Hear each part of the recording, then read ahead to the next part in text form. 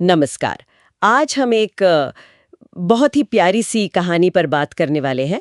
कहानी का नाम है टिली और चंद्रमा बटन का रहस्य।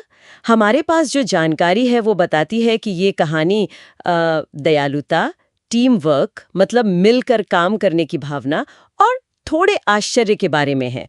तो चलिए इस कहानी को थोड़ा खोलते हैं, है ना? इसके गहरे मतलब समझने की कोशिश करते हैं। तो कहानी में टिली नाम की एक लोमड़ी है, काफी होशियार। उसे जंगल में एक अजीब सी चमकती हुई चीज मिलती है, एक बटन, और उस पे लिखा है मून। अब देखिए, उत्सुकता में टिली ने बटन दबा दिया और चांद आसमान से गायब। जरा सोचिए। हाँ, ये वाकई में काफी दिलचस्प मोड़ है कहानी का कि कैसे एक छोटा सा काम जो शायद अनजाने में हुआ, वो इतनी बड़ी एक प्रॉब्लम खड़ी कर देता है। यहीं से कहानी का जो मुख्य संघर्ष है वो शुरू होता है ना? कि भाई अब इस गलती को सुधारा कैसे जाए। बिल्कुल। और मजे की बात यह है कि टिली अकेली नहीं है इस सब में। जानकारी यही बताती है कि उसे अपनी गलती सुधारने के लिए दोस्तों की जरूरत पड़ती है। काफी तेज तर्रार और एक भालू भी है, थोड़ा चिड़चिड़ा सा। अच्छा, वो ग्रम्पी भालू। हाँ हाँ, ये किरदारों का मेलजोल बड़ा इंटरेस्टिंग लगता है। तो होता ये है, जैसा कि स्रोत बताते हैं, कि ये सब मिलकर एक मिशन पर निकलते हैं, चांद को वापस लाने के लिए। उन्हें पता चलता है कि बटन का कनेक्शन एक चांद कार्यशाला से है। चांद कार्यशाला?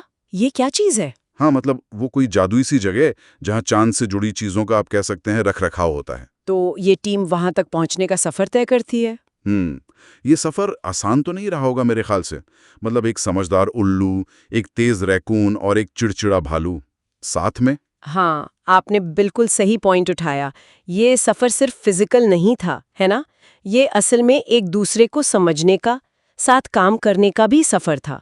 सबके अपने अपने तरीके, अपनी अपनी सोच। बिल्कुल। उल्लू ने शायद अपनी अकल लगाई होगी, रैकून ने फुर्ती दिखाई होगी, और वो भालू, उसका चिड़चिड़ापन भी हो सकता है कहीं काम आया हो, या कम से कम टीम ने उसे झेला होगा। तो ये दिखाता है कि टीम वर्क का मतलब सिर्फ साथ होना नहीं है, एक दूसरे की कमियों खूबियों को समझते हुए उनको अपनाते हुए आगे बढ़ना है। तो मतलब टीम वर्क एक तरह की प्रक्रिया है जिसमें सब्र चाहिए, समझ चाहिए। और शायद यहीं पर वो दयालुता वाली बात भी फिट होती है। हाँ, बिल्कुल, दयालुता का पहलू यहीं जुड़ता है।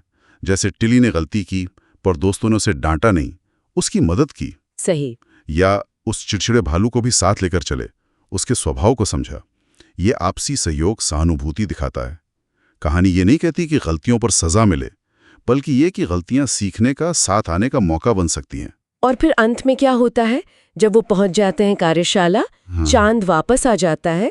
मतलब सबसे बड़ा सबक क्या निकलता है कहानी से? हाँ, स्रोत यही बताते हैं कि अंत में वो सफल होते हैं। और जो मुख्य संदेश है वो यही है कि बड़ी गलतियां भी कभी-कभी कमाल के टीम वर्क को जन्म दे सकती हैं। अनजाने में हुई भूल ने इन सबको एक साथ ला दिया। उन्हें अपनी ताकत पहचानने का मौका मिला।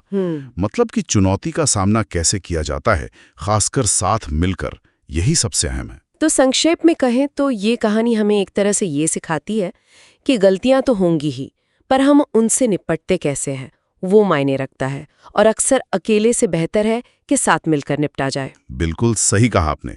ये कहानी यही दिखाती है कि अनजाने में हुई भूल भी सहयोग का, समझदारी का और आखिर में समाधान का रास्ता खोल सकती है। बस जरूरत है मिलकर कोशिश करने की। टीम वर्क और दयालुता की ताकत बहुत खूबसूरती से दिखाई गई है। इतनी जरूरी हो जाती है, और हम उस क्षमता को और बेहतर कैसे बना सकते हैं?